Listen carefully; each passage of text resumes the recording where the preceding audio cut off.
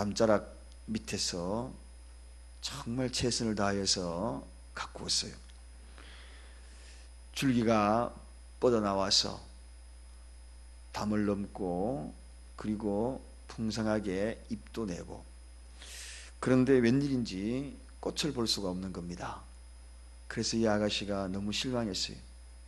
아니, 내가 이렇게 물 주고 내가 이렇게 거름도 주고 갖고 왔는데 왜 이렇게 꽃이 안 피는 걸까?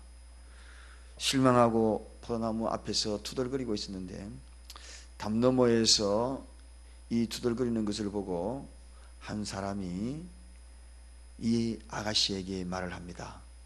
이봐요, 아가씨, 너무 고마워요.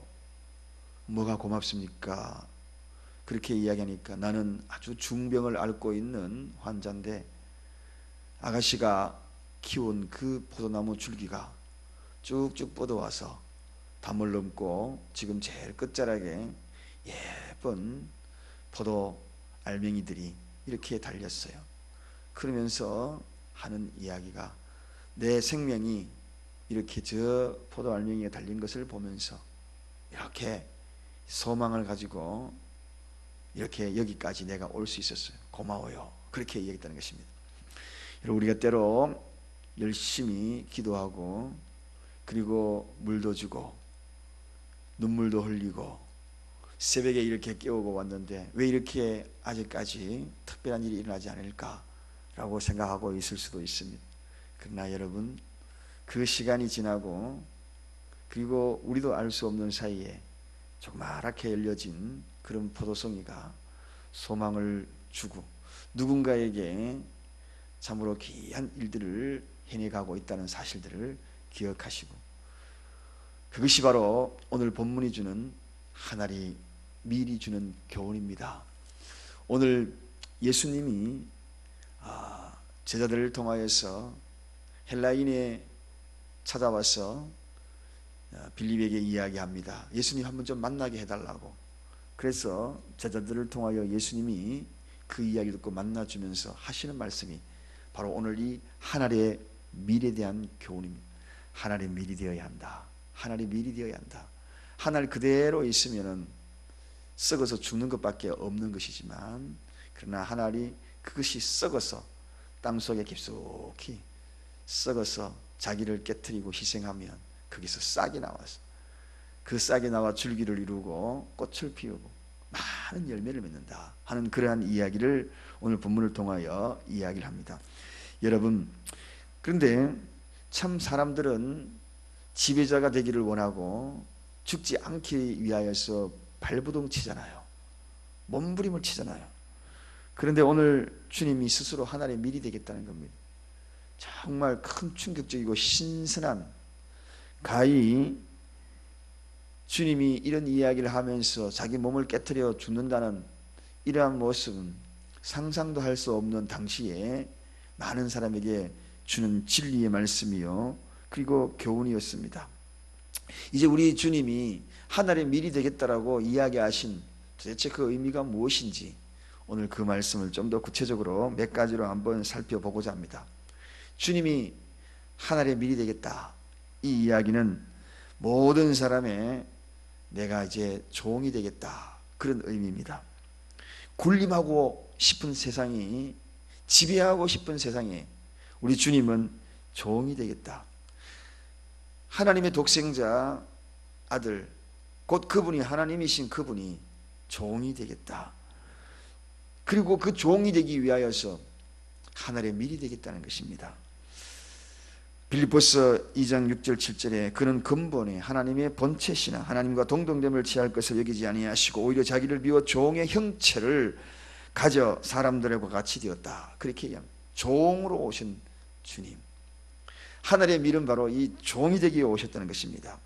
주님의 생애 가운데에 정말 우리를 사로잡는 그러한 멋진 생애가 있다면 바로 위엄이나 능력을 행하는 것으로 멋진 생애를 자랑하는 것이 아니라 자기의 희생과 사랑으로 종이 되겠다는 것, 그 이야기 앞에 우리가 더욱더 애절하게 그분을 사랑하게 되는 그러한 모습, 능력과 그리고 위엄을 보이면서 군림하는 그 그 뒤를 따르는 것이 아니라 종이 되어 섬기는 그 모습을 바라보면서 주님을 더 사랑하고 싶은 마음이 들어가는 것, 이게 오늘 우리가 하나님의 미리 되신 주님의 모습입니다. 그래서 누구든지 어뜸이 되고자 하는 자는 모든 사람의 종이 되어야 한다. 그런 모습을 우리 주님은 실제로 보여주신 것입니다. 어뜸 되기를 원하시고 누구에게 대접받기를 원하시고, 그렇다면 종이 되는 겁니다. 우리 예수님이 하나님의 영광의 때가 왔다, 오늘 본문에 그렇게 말씀하셨거든요. 하나님의 영광의 때는 다른 것이 아니라 하나님의 밀이 되는 것이고, 하나님의 밀이 뭐냐? 그것은 바로 종처럼 오신 주님을 생각하고 그 교훈을 받드는 것이, 이게 하나님의 밀이 되는 것이라는 것입니다. 두 번째 하나님의 밀이 되는 예수님의 모습을 보면 바로 섬기는 자가 되어라. 첫째는 모든 사람의 종이 되는 것이요, 두 번째는 예수님은 섬기는 자가 되기 위하여 이 땅에 오셨다는 것입니다. 땅에 떨어져 죽어야 하는 하나님의 미래의 교훈, 바로 철저한 겸손한 자세로 섬기시는 우리 예수님, 하늘의 밀처럼 희생되어서 섬기는 그의 모습을 보면 참으로 가히 머리가 숙여집니다. 어떻게 하나님의 아들이신 그분이 인간을 그렇게 섬기려 하실까? 그래서 우리에게 또 이 섬김을 통하여 어뜸이 되는 비결을 일러주셨죠. 너희 중에 누구든지 크고자 하는 자는 너희를 섬기는 자가 되라. 그 누군가를 섬기는 자가 되라. 크고자 하는 자는 섬기는 자가 되어야 한다.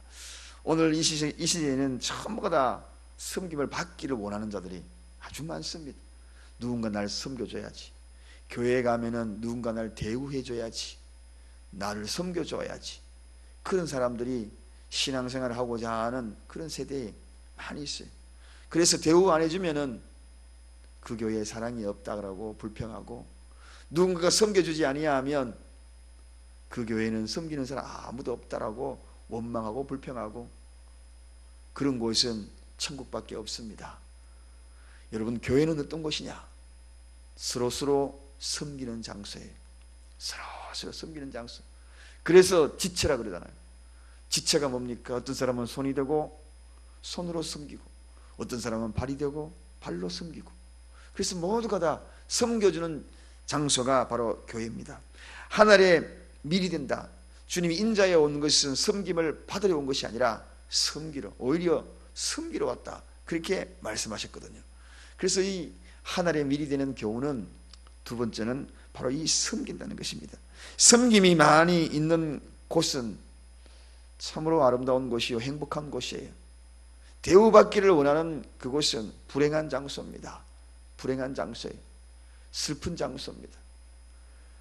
이것이 바로 오늘 주님이 하늘의 밀이 되어서 좀 행복한 공간으로 만드는 장소. 우리 사랑교회는 어찌하든지 간에 내가 손이 됐게, 내가 발이 됐게 하면서 서로 섬겨주는 그런 아름다운 행복 공동체, 사랑 공동체가 되기를 원합니다. 또 예수님이 하늘의 밀이 된 것은 바로 대속물로, 스스로 대속물이 되시기 위해서 하늘의 밀이 되었다. 여러분, 여기에는 바로 복음의 진수가 있는 것입니다. 정말 섬기고 종도 되고 이 두 가지를 다 하셨다 할지라도 이 대속물이 되어지지 아니하면 우리에게는 소망이 없는 것입니다. 그러나 그분이 대속물이 됐다. 우리의 모든 죄를 다 짊어지시고, 그리고 우리를 대신하여 십자가에 매달려 돌아가셨다. 그래서 그분은 하나님의 밀이 되는 것은 바로 대속물입니다. 하늘의 밀이 땅에 떨어져 죽음으로 말미암아 많은 열매를 맺는다 그랬는데, 그분의 대속의 그 은혜가 있었기에 오늘 이 세상에, 오늘 이 새벽을 깨우며 이곳에 오셔서 영원한 생명을 얻은 것입니다. 이게 바로 주님의 하늘의 밀이 된 겁니다. 여러분, 여기에는 정말 놀라운 사랑이 있고 놀라운 희생이 있고 우리가 가히 표현할 수 없는 복음의 진수가 있는 것입니다. 그래서 하늘의 밀이 되시기 위하여 이 땅에 오신 것입니다. 그 자신이 하늘의 밀알이었습니다. 그렇다면 하늘의 밀알로 오신 예수님이 오늘 본문에 모든 사람의 종이 되셨고 섬기셨고 대성물로 오신 그분이 우리에게 무슨 부탁을 하실까요? 오늘 헬라인들이 와서 말할 때에 예수님이 본 취지는 그것입니다. 나도 하나님의 밀이 되기 위하여 죽기에 왔으니 너희들도 하나님의 밀이 되어라. 그렇게 하나님의 밀이 되어라. 가정에 제대로 된 하나님의 밀날만 있으면 많은 열매를 맺게 돼요. 또 교회에 하나님의 밀이 있으면 많은 열매를 맺게 된다. 우리가 신앙생활하는 목적이 뭐냐? 주님이 가신 그 길을 걸어가는 것이 바로 제자의 삶으로 성도의 삶이라고 이야기하지 않겠습니까? 누구든지 자기 십자가를 지고 나를 따르라고 말씀하신 것은 다른 것이 아니라 주님이 가신 그 길을 가는 것입니다. 그게 무슨 뜻인가요? 그것은 다른 것이 아니라 하나님의 밀이 되는 거죠. 이게 바로 자기 십자가를 지는 그런 모습이 아니에요. 주님의 십자가 뒤를 따르는 모습이다 하는 것입니다. 저는 우리 사랑교회가 어찌든지 하나님의 밀이 되려고 하는 성도님들이 우리 교회에 오면서 그런 교훈으로 그 뒤를 따라가는 교회가 되었으면 좋겠습니다. 내가 하나님의 밀이 될게. 내가 하나님의 밀이 될게. 아니야, 내가 하나님의 밀이 될게. 그래서 그런 자들이 모일 때에 오늘 주님이 말씀하신 그런 아름다움이 우리에게 있는 것 같습니다. 그래서 요한복음 13장 14절 거기에는 이런 말씀이 있습니다. 내가 주와 또는 선생이 되어 너희 발을 씻겼으니 너희도 서로 발을 씻기는 자가 되어라. 서로 발을 씻기는. 이 발을 씻긴다는 것은 하나님의 밀이거든요. 섬겨주는 그런 자세 아닙니까? 오늘도 우리 교회에 오는 그 순간부터 죽어지는 삶이 되는 결심이 있기를 바랍니다. 살아서는 하나님의 밀이 되지 않거든요. 성품도 옛 성품도 좀 죽어지고 인격도 다듬어지고 자꾸 하나님의 밀이 되는 거예요. 성화라는 것은 다른 것이 아닙니다. 하나님의 밀이 되는 과정이거든요. 그래서 이 밀이 되기 위해서는 좀 아픔이 있어요. 좀 희생이 있어요. 그냥 하나님의 밀이 됩니까? 밀 하나가 떨어져서 싹을 틔우기 위해서는 자기를 쪼개는 아픔이 있어요.